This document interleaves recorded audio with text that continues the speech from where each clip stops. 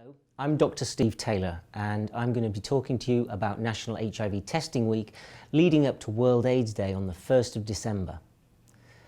National HIV Testing Week is really important because it gives us the opportunity to really get messages out there about what's different about HIV today and what we can do to improve the diagnosis of people living with HIV. There are over 100,000 people living with HIV today in the UK.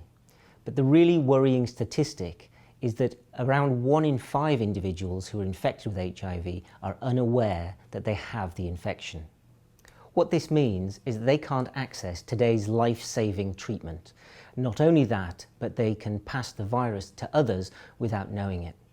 This is a complete travesty in this day and age, because if we can diagnose people early, we can give them a life expectancy which is the same as the general population.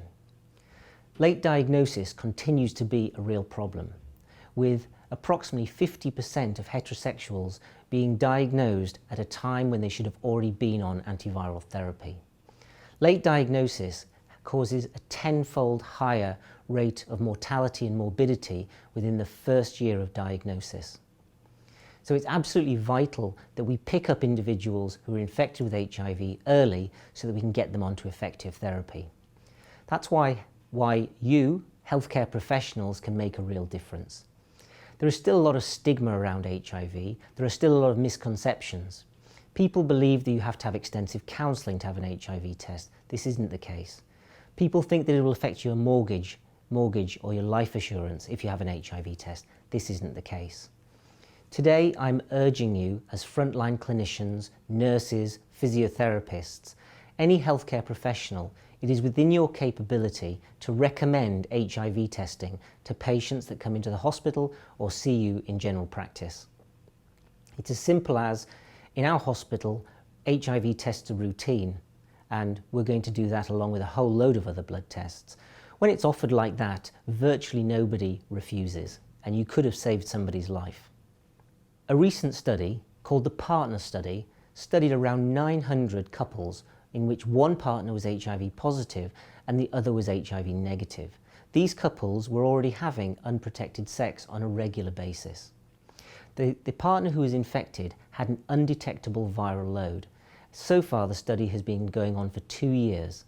There have been approximately 23,000 episodes of unprotected sexual intercourse among these couples, and thus far there have been no sexual transmissions at all. That's quite a staggering figure.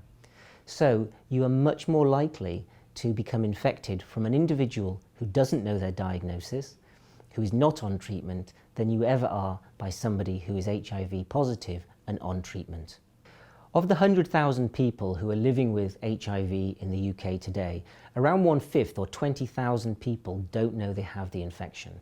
We know that they come into contact with healthcare professionals maybe 5 to 10 times in the year or 2 years before they're actually admitted to hospital in a significantly ill state. This is the time when we can diagnose people early. We should be testing people when they come into accident and emergency or in emergency medical admissions units if the prevalence of HIV is greater than 2 in 1,000 of the local population. It certainly is around the Birmingham area, with rates as high as 4 in 1,000 in some parts of Birmingham. If you look at men who have sex with men, the number is even greater. 1 in 20 men who have sex with men is currently HIV positive in the UK. Black African men, the number is as high as 1 in 50. And looking at Black African women, the rates are as high as 1 in 23 Black African women in the UK are HIV positive.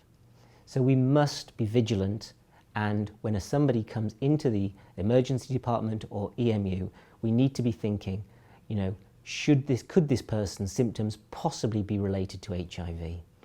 And if they are, we need to be recommending testing. We need to be selling the benefits of testing.